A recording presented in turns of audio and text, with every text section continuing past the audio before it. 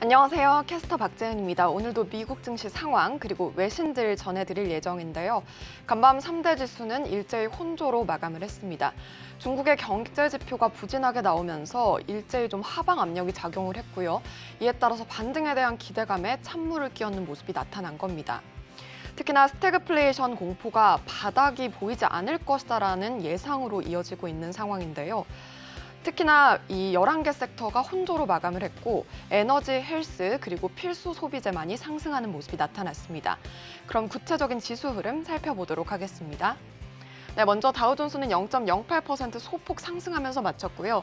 나스닥과 S&P 500은 일제히 밀리는 모습이 나타났는데 특히 기술주 중심의 나스닥 지수가 1.2%로 큰 폭의 하락세를 또 한 번 연출했습니다. 다음으로 주요 기술주 흐름 체크를 해볼 텐데요. 역시나 혼조로 마감을 하는 모습이었는데 투심이 살아날까라는 기대감이 있었지만 다시금 좀 어두운 모습이 나타난 것으로 풀이되고 있습니다.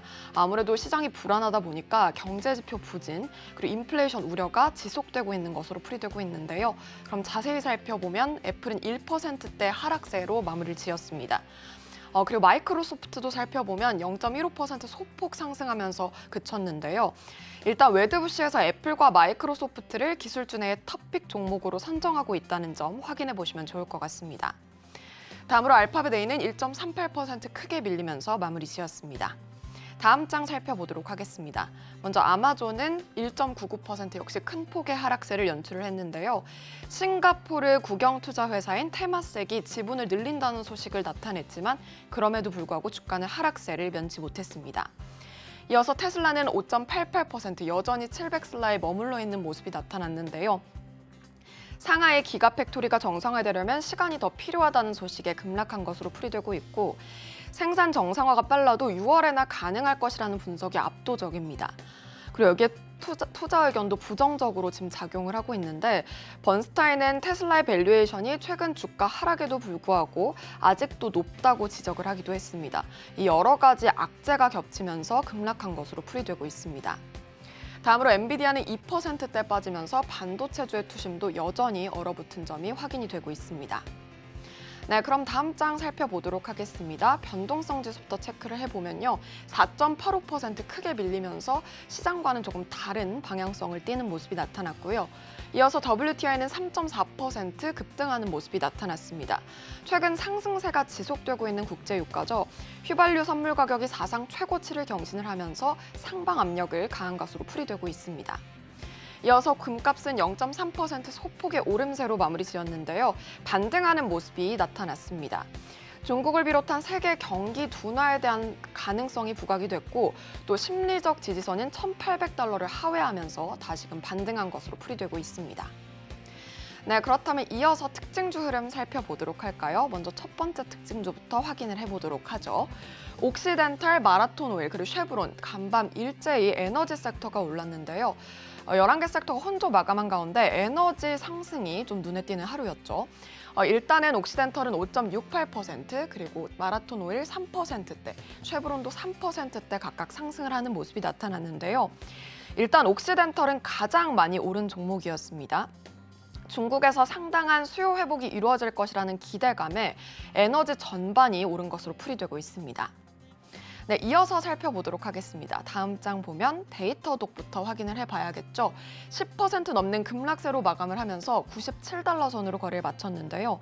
간밤 동사를 포함한 클라우드 회사가 동반해서 급락하는 모습이 나타났는데 보안 사업이 순항하고 있어서 성장성이 지속될 것이다라는 분석이 무색하게 하락하는 모습이 나타났습니다. 이날 가장 많이 밀린 종목으로 확인되고 있습니다. 이어서 트위터는 8%대 급락세를 시현했습니다. 동사의 법무팀이 테슬라 CEO 일론 머스크 CEO가 트위터 인수 계약과 관련해 기밀 유지 협약을 어겼다고 항의했다는 소식에 초반 하락세로 출발을 했는데요. 장 막판에는 머스크가 트위터 거래에서 더 낮은 가격이 불가능한 일은 아니라고 언급을 하면서 더 큰 폭으로 확대되는 모습이 나타났고요. 이로 인해서 트위터 인수 가격 재협상 가능성이 열렸다는 소식에 8%대 급락하면서 마무리 지었습니다. 앞서 테슬라의 CEO 일론 머스크가 이 트위터 인수를 보류하겠다고 밝히면서 10% 이상 급락세를 보인 점도 확인이 되고 있기 때문에 이 추가 하락세 또 있을지 지켜보셔야 할 것 같습니다. 네, 다음으로 스피릿 항공 체크를 해보면요. 제트블루 에어웨이스가 스피릿에 대한 적대적 인수를 개시했다는 보도에 두 자릿대 급등세로 마무리 지었습니다. 네, 이렇게 특징 흐름까지 만나봤고요. 간밤에 나왔던 외신들 하나하나 체크해 보도록 하겠습니다. 네, 먼저 간밤에는 Yield slip, stock struggle as economic fears grow. 간밤에는 경기 침체 우려가 점점 더 커져가는 모습이 나타나면서 특히나 주식시장이 어려움을 겪는 모습이 나타났는데요. 10년물 국채 수익률은 급락하면서 마무리를 지었다는 점이 확인되고 있습니다. 그럼 좀 구체적인 전문가의 분석을 살펴보도록 하면요. 골드만삭스가 S&P 500 지수를 연말 전망치 4,300으로 하향했다는 소식이 나타났습니다. 골드만삭스가 S&P 500 지수 연말 전망치를 기존 4,700에서 4,300으로 내렸는데요. 데이비드 코스틴 골드만삭스 수석 미 주식 전략가는 이전에 예상했던 것보다 금리가 더 오르고 성장이 더 둔화됐다는 점을 반영해서 연말 전망치를 4,300으로 하향한다고 밝혔습니다. 새로운 기본 전망치는 침체가 없고 주가 수익 비율이 연말에 17배로 변화가 없을 것을 가정한 것이다라고 밝혔는데요. 골드만은 올해 주당 순이익 증가율은 기존 5%에서 8%로 오를 것을 시사를 했습니다. 골드만의 새로운 전망치는 현 수준보다 7%가량 높은 수준이지만 지난해 말 대비로는 여전히 10%가량 낮은 수준인데요. 코치는 경제가 침체를 피할 거라는 투자자의 신뢰가 더 쌓이면 후반에 반등할 것으로 보고 있습니다. 투자자들이 시간이 지나면서 자신감을 어느 정도 찾는다면 수익을 내는 기술주에 더 좋은 소식으로 작용할 수 있다고 밝히기도 했는데요. 성장주는 우량주든 투기적 종목이든 똑같이 전반적으로 하락을 했지만 이제부터 바뀔 수 있다는 시사를 하기도 했습니다. 네, 이렇게 전망이 어둡게 나타난 가운데 과연 S&P 500 지수 어떻게 흘러갈지 저희 서울경제TV와 함께 체크해 보시죠. 네, 다음 기사 체크를 해보도록 하겠습니다. 간밤 버냉키의 의견도 있었던 만큼 함께 확인을 해보도록 할 텐데요. Bernanke says the fast, slow response to inflation was a mistake. 버냉키는 연준의 느린 결정이 인플레이션에 독이 됐다고 강조를 했습니다. 금융위기 이후 긴축 발작 당시 미국 연준의 수장을 지냈던 사람이죠. 벤 버냉키가 현 연준이 인플레이션 대응에 실패했다고 비난을 했습니다.